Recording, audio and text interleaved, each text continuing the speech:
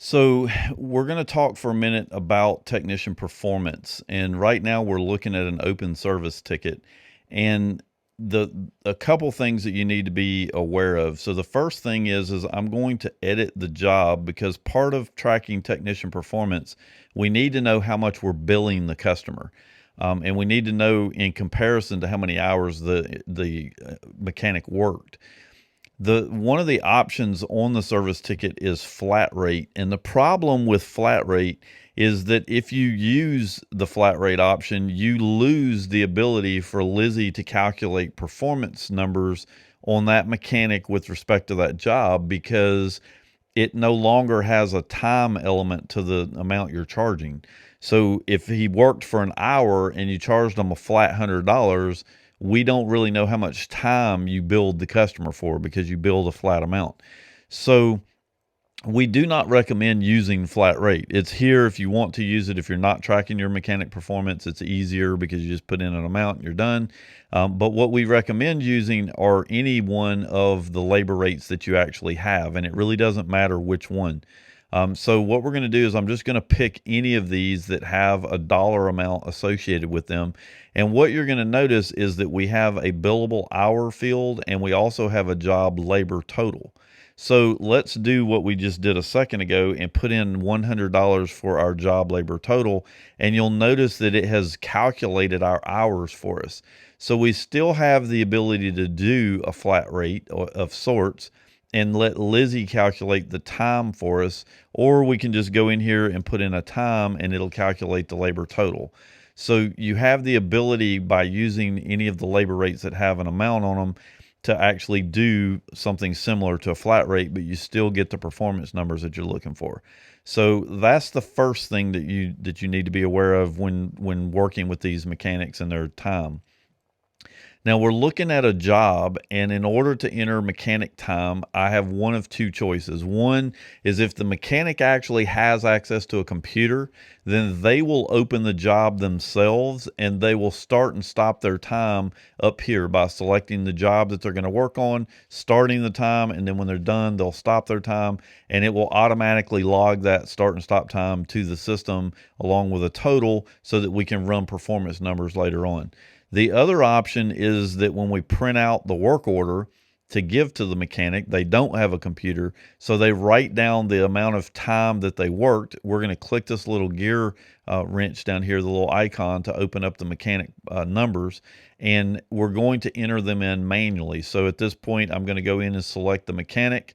I can either put in the number of hours. So let's say I put in 2.5, and then I hit the little icon here and it will automatically, I missed my two, it'll automatically calculate your hours and minutes for you over here.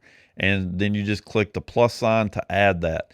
You can add as many different entries in here as you want. You can edit it and make changes to it.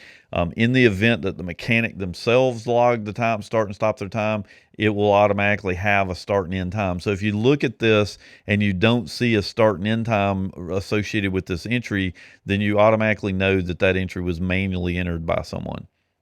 So, and then the little triangle over here tells you that we don't have a pay rate set up for this particular mechanic.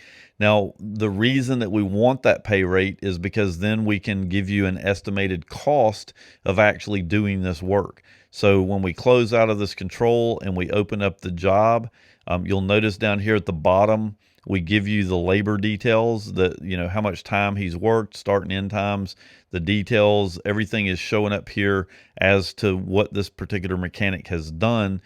We also give you in the job itself the number of hours that he worked. And if there is a pay rate associated with him, it will give you a labor cost. So that kind of helps you with determining how much you're going to bill the customer for that particular work. So you can always make sure whether you're losing money or not.